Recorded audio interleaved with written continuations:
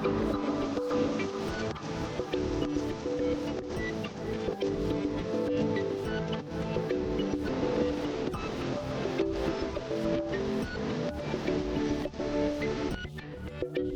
everyone, welcome back to our channel. Today we are starting our new journey for class 8th science NCERT book. इससे पहले हमने अपनी 7th की and 6th की series को complete कर लिया है साइंस की. अब हम अपनी स्टार्ट करने वाले हैं 8th क्लास के लिए साइंस NCERT सीरीज़.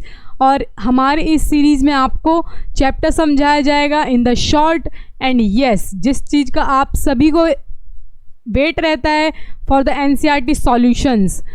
आपको NCERT सॉल्यूशंस में डाउट आता है बेसिकली अपनी जो भी क्लासेस में आपको चैप्टर्स करवाते हैं टीचर्स, तो उसके लिए हमारा ये न्यू कोर्स आया जिसमें हम आपको सारे NCERT सॉल्यूशंस करवाने वाले हैं.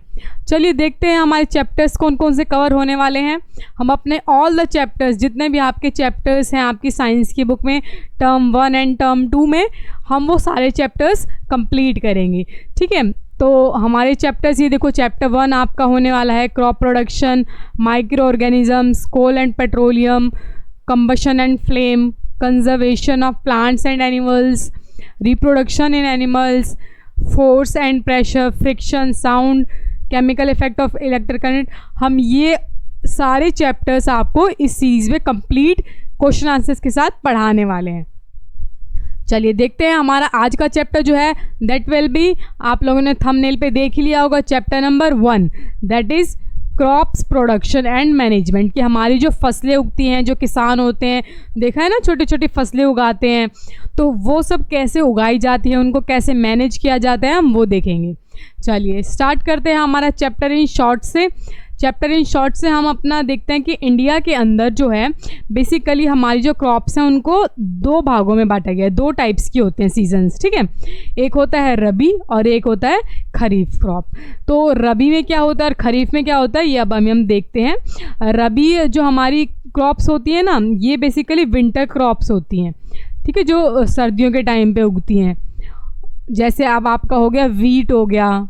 ठीक है, और इसके अलावा ऐसी जो क्रॉप्स हैं जो सर्दियों में उगती हैं वो हमें रबी क्रॉप्स कहलाती हैं. और खरीफ क्रॉप हो गया जैसे राइस, जो कि समर्स में प्रोड्यूस होती हैं, वो हमारी होती हैं कौन सी, खरीफ क्रॉप. तो इन चीज़ों का आपको ध्यान रखना है हमें. अब आपने देखा ही होगा जो किसान होते हैं वो जो सॉइल होता है सबसे पहले उसको वो करते हैं प्रिपेयर. ठीक है, आपको कहीं भी खेती बाड़ी करनी है, इसका पूरा प्रोसेसर अब हम आपको इस चैप्टर में समझाने वाले हैं. तो सबसे पहले सॉइल को प्रिपेयर करेंगे बाय टाइलिंग एंड लेवलिंग. ठीक है, उसको एक जैसा सा कर दिया, उसमें जितना भी जो भी चीज़ें था with the help of ploughs and levers. ठीक है, इनकी हेल्प से आपने अपनी पहले सॉइल को प्रिपेयर किया. उसके बाद आपने क्या किया, सॉइंग ऑफ द सीड्स. आपने अलग अलग जगह पे क्या किया, सीड्स को उगा दिया, बो दिया, है ना. सोइंग का मतलब क्या होता है, बोना, डेप्थ्स पे एंड डिस्टेंसेस पे, ताकि उनकी अच्छी फसल जो है वो उग कर आए. उसके बाद आपने गुड वैरायटी ऑफ सीड्स लिए after selection of healthy seeds.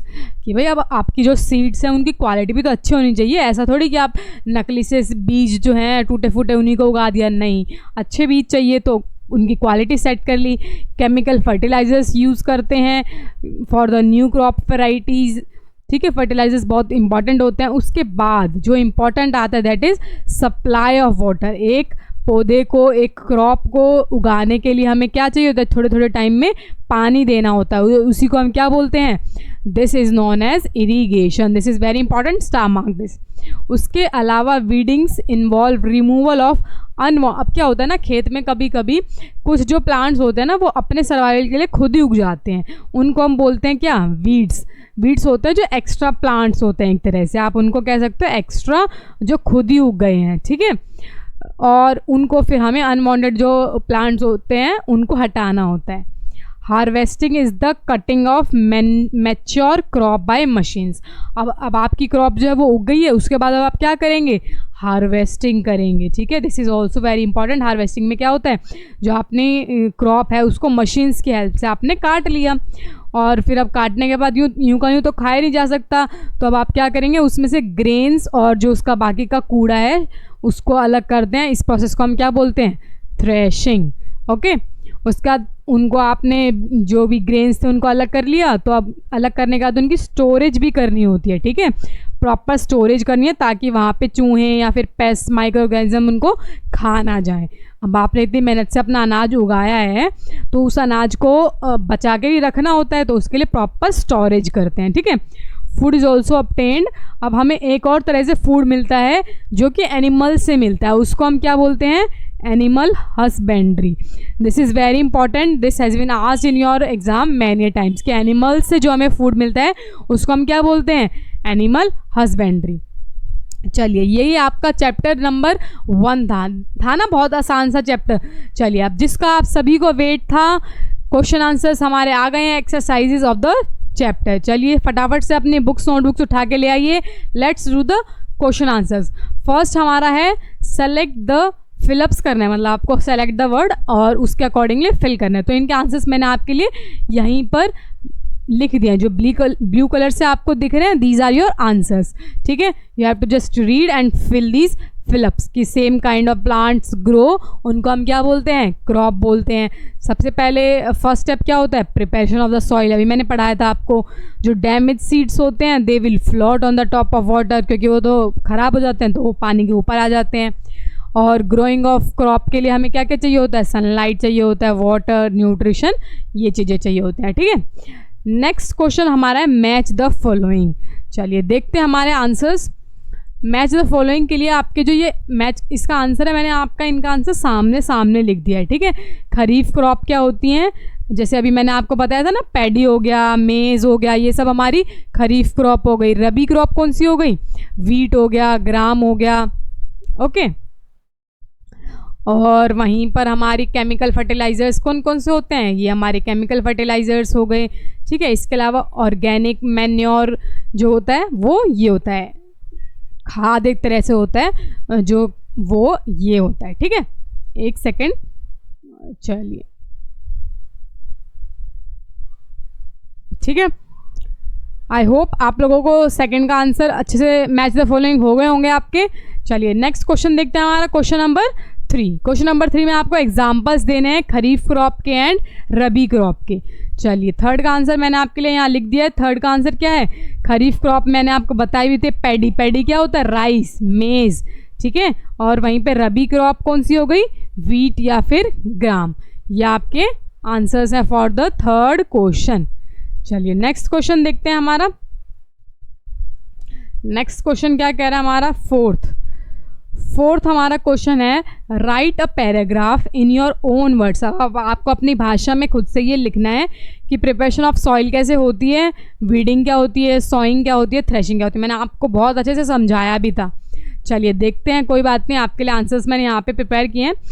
Fourth का हमारा आंसर है preparation of the soil is the first step. अभी हमने देखा था ना, it is the first step before growing crops. It includes ploughing, सबसे पहले उसको प्लो किया जाता है फील्ड को, टू लूजन द सॉइल, ताकि हमारी जो सॉइल है वो एक जैसी हो जाए, अच्छे से हो जाए, खुल जाए, ठीक है। बेटर एब्जॉर्प्शन ऑफ वाटर हो उसमें, ताकि न्यूट्रिएंट्स बाय द रूट्स, ठीक है। After ploughing levelling is done to make the soil even. उसको एक लेवलिंग होता है कि लेवल, एक लेवल पे लाना, ठीक है, दैट इज लेवलिंग। चलिए नेक्स्ट हमारा है बी क्या है, सोइंग। अब सोइंग क्या होती है, it is the process of planting seeds in the oil. अब हमने क्या करना है, सीड्स को उगाना है, बोना है, ठीक है। It is done very carefully. इसके लिए हम अपने गुड क्वालिटी ऑफ सीड्स लेते हैं, टूल्स हम यूज़ करते हैं ताकि अच्छे से उग जाएं, डेप्थ में चले जाएं और डिस्टेंस पे उगें, ओके। सी हमारा है वीडिंग। ये हमने देखा था ना, एक्स्ट्रा प्लांट्स जो उग जाते हैं, रिमूवल ऑफ अनवांटेड प्लांट्स को हटाया जाता है, वीड्स को हटाया जाता है फ्रॉम द क्रॉप्स। और दीज वीड्स कम्पीट, क्योंकि क्या होते हैं, अगर अब आपको जैसे मान लो कहीं पे एक पेज है, एक पेज पे आपको एक आंसर लिखना है, ठीक है, आप अच्छे से सुंदर उसको सजा के लिखेंगे। अब मैं बोल दूं कि नहीं, उसमें दूसरा आंसर भी घुसाना है, तो वो पेज थोड़ा सा आप अच्छे से लिख नहीं पाओगे, जगह कम पड़ जाएगी या फिर कुछ और हो जाएगा। तो इसीलिए यही सेम काम इनका होता है। वीड्स अगर एक्स्ट्रा में आ जाएंगी क्रॉप्स के साथ तो वो भी मांगने लग जाएंगी जगह, वो भी मांगने लग जाएंगी पानी दो मुझे भी, न्यूट्रिशन दो, तो इसीलिए उनको हटाया जाता है, ठीक है। हैंड से हटा दो या फिर खुरपी वगैरह, इन चीज़ों से हटाया जा सकता है उनको। चलिए डी देखते हैं हमारा थ्रेशिंग। थ्रेशिंग में क्या बताया था, the process of separating the grains. अब हमें जो ग्रेन्स हमारे उग गए थे उनको हमें तूड़े में से, तूड़ा बोलते हैं उसको, ठीक है, तूड़े में से अलग करने हैं। Separating of the grains it is done after harvesting. Harvesting के बाद ये किया जाता है। It can be done manually, हाथ से भी कर सकते हैं इसको, मशीन से भी कर सकते हैं। It is all your choice, ठीक है, गुड। चलिए फिफ्थ आंसर देखते हैं। हमारा फिफ्थ है how fertilisers are different from manure. कि जो हमारे फर्टिलाइजर्स होते हैं वो नेचुरल खाद जो होती है उससे अलग कैसे होते हैं। चलिए देखते हैं भाई। फिफ्थ का हमारा आंसर गिवन है कि फर्टिलाइजर जो होते हैं वो केमिकल सब्सटेंस होते हैं, ठीक है। They are made in factories, factories में बनाते हैं हमारे फर्टिलाइजर जितने भी होते हैं। वहीं पर जो मैन्योर होते हैं ये नेचुरल सब्सटेंस होते हैं, ठीक है। और they are made from decomposition of organic materials. जैसे काऊ डंग देखा है ना, वो छोटे छोटे उपले बना देते हैं काऊ के डंग के, प्लांट वेस्ट हो जाता है, ठीक है। इन चीज़ों से नेचुरली बनता है। तो इनसे क्या होता है, फर्टिलिटी तो होती है पर स्लोली होती है और ओवर द टाइम धीरे धीरे धीरे धीरे बढ़ती है, ठीक है। एकदम फर्टिलाइजर्स में क्या होता है, एकदम से जब फर्टिलाइजर्स डालेंगे वो फर्टिलाइजर्स अपना काम दिखा देंगे, रंग दिखा देंगे। तो ये अंतर होता है, ठीक है। चलिए नेक्स्ट क्वेश्चन देखते हैं। हमारा सिक्स क्वेश्चन क्या कह रहा है, व्हाट इज़ इरिगेशन। अभी हमने देखा था व्हाट इज़ इरिगेशन, दो मेथड बताना है जिससे हम कंजर्व कर सकते हैं पानी को। चलिए आंसर देखते हैं सिक्स्थ का हमारा आंसर है इरिगेशन जो होता है ये क्या होता है, पानी देना हमारी क्रॉप्स को रेगुलर टाइम पर, ठीक है। अब इसने पूछा था 2 वाटर कंजर्वेशन मेथड भी बताने हैं हमें। तो एक हमारा हो गया स्प्रिंकलर सिस्टम और एक हो गया ड्रिप इरिगेशन। स्प्रिंकलर जो जैसे आप नहाते टाइम वो चलाते हो ना स्प्रिंकलर, तो वैसा सही होता है ये। इसमें क्या होता है, उसके आगे छोटे छोटे spray water like rain using rotating nozzles ideal for Sandy soil. ये एक तरह से उसी फुहारे जैसा होता है, आप ये मान लीजिए, ठीक है। कहीं पे गांव में देखेंगे ना खेती बाड़ी में तो वहाँ पे आपको बहुत अच्छे से समझ में आएगा, फिर आप पिक्चर भी देख सकते हैं इसके नेट पे जाके। और दूसरा होता है ड्रिप इरिगेशन, पाइप्स के थ्रू छोटा छोटा जैसे पानी ड्रॉप करके आता है ना, वैसे इसमें इरिगेशन देना है। इससे भी बहुत सारा पानी क्या होता है, बचता है। चलिए नेक्स्ट क्वेश्चन हमारा 7th क्वेश्चन है, if wheat is sown in the kharif season what would happen, discuss. अब हमें डिस्कस करना है कि भाई हमने खरीफ के सीज़न में वीट को उगा दिया तो क्या होगा। वीट हमारी जो है वो एक तरह से रबी क्रॉप है, हमें पता है ना। तो इसके लिए हमें कूल क्लाइमेट चाहिए, और अगर हम उसे खरीफ में उगा देंगे तो वो जर्मिनेट ही नहीं हो पाएगी भाई, उगी नहीं पाएगी, क्योंकि उसको एक्स्ट्रा वाटर जो है वो डिस्ट्रॉय कर देगा, जिससे खाद पूरी की पूरी ख़राब हो जाएगी और हमारी क्रॉप भी सड़ जाएगी। ओके नेक्स्ट क्वेश्चन देखते हैं। हमारा 8th क्वेश्चन क्या कह रहा है, explain how soil get affected by the continuous plantation. कि जो सॉइल है अगर आप उस मिट्टी में बार बार उससे काम करवाते रहेंगे, बार बार उससे क्रॉप्स उगाते रहेंगे तो क्या हो जाएगा उस मिट्टी का, है ना। अब आप ही सोचिए, मैं आपको बैठा के एक दिन में पूरा सिलेबस करा दूं तो क्या आप पढ़ पाएंगे, नहीं पढ़ पाएंगे। तो ऐसे ही सॉइल को भी क्या चाहिए होता है, रेस्ट चाहिए होता है ना। कंटिन्यूअल प्लांटेशन से क्या होता है, उसके जो न्यूट्रिशन होता है ना, न्यूट्रिशन उसके अंदर होते हैं वो क्या होते हैं, ख़त्म हो जाते हैं, डिप्लीट हो जाते हैं, ठीक है। जैसे आपकी एनर्जी ख़त्म हो जाएगी, अब मैं आपको कंटिन्यू पढ़ाती रहूँ तो ऐसे ही जो सॉइल होती है उसके अंदर से उसके न्यूट्रिशन भी ख़त्म हो जाते हैं। The soil become less fertile, और जो सॉइल होती है वो क्या बन जाती है, लेस फर्टाइल बन जाती है। और उसके अंदर वाटर रिटेंशन कैपेसिटी कम हो जाती है, वो पानी नहीं सोख पाती। तो इसलिए हमें क्रॉप रोटेशन या फिर मैन्योर का यूज़ करना चाहिए, ठीक है, फर्टिलिटी वापस लाने के लिए एक तरह से। ओके नेक्स्ट हमारा है 9th question, what are weeds and how can we control them.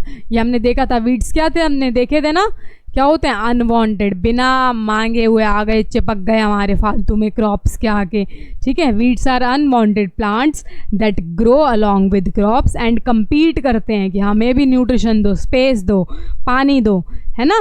अब इनके मेथड हम कैसे कंट्रोल कर सकते हैं, इनको हम मैनुअली रिमूव कर सकते हैं या फिर हम इनके लिए वीडिसाइड्स भी यूज़ कर सकते हैं। ओके चलिए वेरी गुड। आपका जो 10th क्वेश्चन है दैट विल बी मैंने आपके लिए यहीं पे 10th क्वेश्चन जो है यहीं पे सॉल्व कर दिया है, ठीक है। आपको क्या करना है, इसमें ना नंबरिंग लिखनी थी, अपने फ्लो चार्ट बनाना है अच्छे से, और जो क्रॉप प्रोडक्शन होता है उसकी नंबरिंग लिखने, सबसे पहले क्या आता है, सबसे बाद में क्या आता है। तो देखिए फर्स्ट हमारा ये है प्रिपरेशन ऑफ सॉइल करोगे सबसे पहले आप, उसके बाद प्लोइंग करोगे, है ना, फिर मैन्योर खाद दोगे उसको, उसके बाद बीज उगाओगे, फिर क्या करोगे, पानी दोगे, है ना, और फिर 6th उसका हार्वेस्ट करोगे और फिर उसको शुगर फैक्ट्री में बेच दोगे कि जाइए और उससे शुगर बनाइए या और जो भी चीज़ें आपको बनानी है फैक्ट्री वालों को, that all will be depend on them. चलिए आज का हमारा सेशन यहीं पे ख़त्म होता है। आई होप आपको जो हमारी नई सीरीज़ है 8th क्लास की उसमें मज़ा आ रहा है। If you have any doubt tell me in the comment session, I am always there. मिलते हैं नेक्स्ट वीडियो में, till then take care and bye bye.